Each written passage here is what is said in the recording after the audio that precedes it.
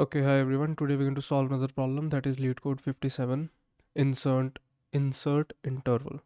It's a medium level problem and it is a very standard problem when it comes to, I'll say, greedy problems, and it's more like a merge interval problem. I think, yeah, 90% of the concept of this problem lies on the concept of merge intervals. So if you are not aware of that problem, you can check it out. Although I will be giving you some brief description and conceptual idea of that concept. And let's start. So you're given an array of non-overlapping intervals, that is intervals, where intervals as a start and end position represent the start and end of the ith interval and sorted in ascending order by start I. You are also given an interval, new interval, that is start and end, that represents the start and end of another interval. Now we need to insert the new interval into the intervals array that is given to us, such that intervals is such that the after insertion, the array, the intervals are sorted in ascending order, and they don't have overlapping intervals. Okay, so let's understand this by this test run. So we have,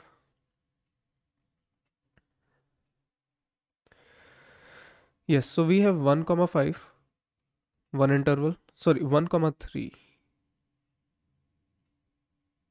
and then we have 6 comma 9, right? So let's construct this on a number line. So we have 1, and then we have 3, then we have 6, then we have 9, right? These are intervals that are given to us, and the interval that we need to insert is 2, and 2 comma 5, somewhere here. Yes,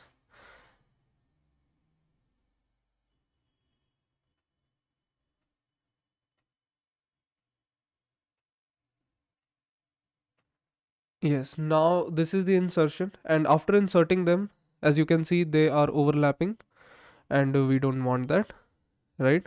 So how we will do this? um so let's say that this is an inserted interval, okay, and now we will merge them. After merging them, there will be new intervals, and though that is going to be our answer. So let's say we have inserted this interval, and now this array, initially it was a non-overlapping or non-overlapping intervals, but now they are overlapping intervals. But how did we get this overlapping intervals? After insertion, right? And there is a possibility that after insertion it could be an overlapping interval or it could not be, but it's safe side for us to consider that it is an overlapping interval, so that we can merge those overlapping intervals. And if it is not an overlapping interval, then there will be no merging, and we'll be straight away returning the array. Now, so this is the overlapping interval, okay? Now we are creating this, and let's say that, so back to the very foundation concept, that how to merge overlapping intervals. We take one pointer, that is start, and then we take another pointer, that is end, that is right here on the first interval. This is the first interval, this is second interval, this is third interval, fine. And this is my array where I'll be storing these intervals. So this is the start and this is the end. Now I will compare it. I will start my iteration with the second interval and initialize my start and end variable with the first interval. After first iteration will result into something like this, that if the end value is greater than the start value, then it means there is an overlap. And as you can see, there is an overlap, which means end value should now be shifted to this point, right? Start value is 1, end value is 5.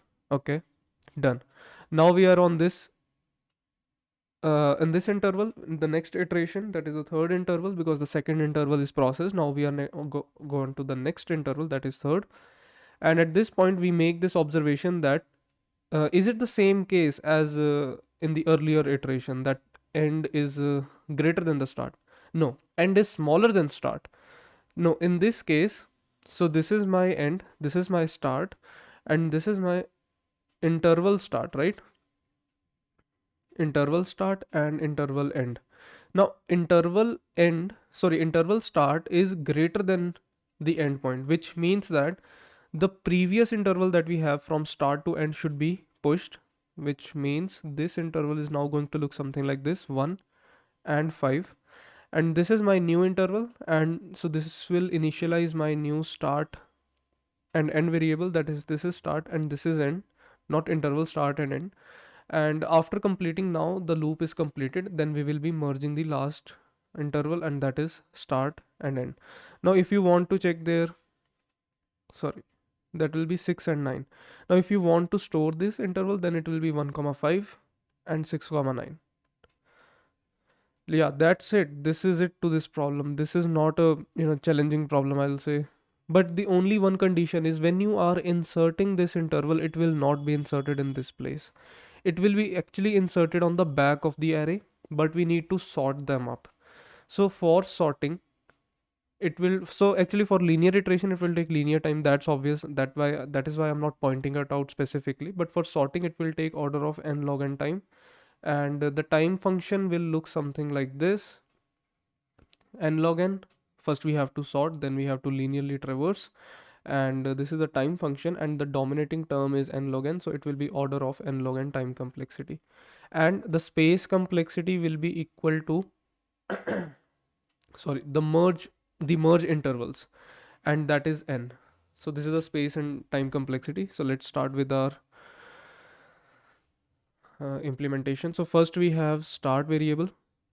No, actually first we need to insert the interval and then sort it, and then we will be having a start or end variable, because start could be the new inserted, because the first interval could be the new interval that is inserted. There is a possibility, right? So we need to do insertion and sort first. So I'll be say intervals dot pushback new interval, then I will sort the intervals array, and by default it will be sorted on the first element, that is the start, so I don't need to pass any comparator. And after sorting them up, I will have some variables, that is start, and that is equal to intervals dot begin, or intervals of 0 dot 0, and end variable, that is equal to intervals 0 dot 1. Now we also need a merged variable, 2D vector, where we are going to store the final intervals that are merged now, and there are no overlaps. Yeah, I think that's it. Now we can start our iteration. We will be starting our iteration with I is equal to 1, because the first element that is already processed, start and end variables are initialized with the first interval. So we need to start with the second interval, and that has the index of 1, and I has to be less than intervals dot size and I plus plus. Now, so if intervals of I dot 0, that is the start of the new, that is the current interval that we are focusing on, if the start of this is lesser than the end, that means lesser than or equal to end, that means end has to be equal to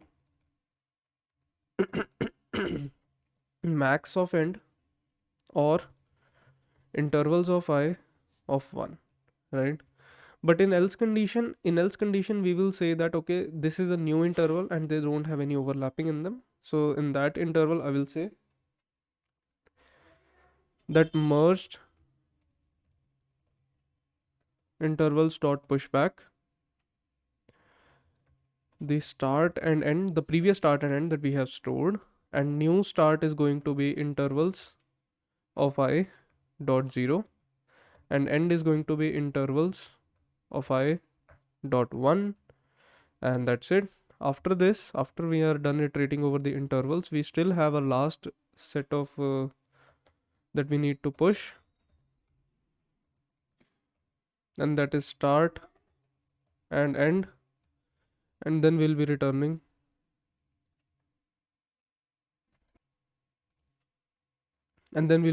our merged intervals. Fine, so I think this should work. Let's see.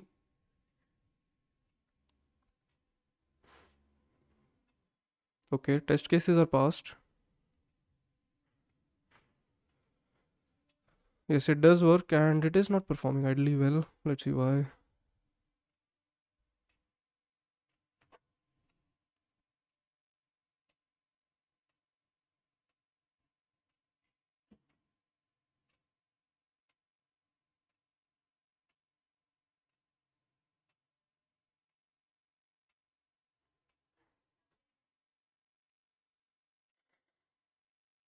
Okay, so they are already sorted, right? And yeah, that's a good approach. So they are already sorted in ascending order and they are non-overlapping, and we need to insert the new array. So yeah, it can be done in linear time, but I think I'll be doing it in some other video as a part 2. So yeah, this is the problem, and these are the analysis. If you want to find the source code, if you want to look at the source code, then there's a gist link in the description, and if you want to try this problem yourself, then there's a problem link in the description. So thanks for watching and have a good day.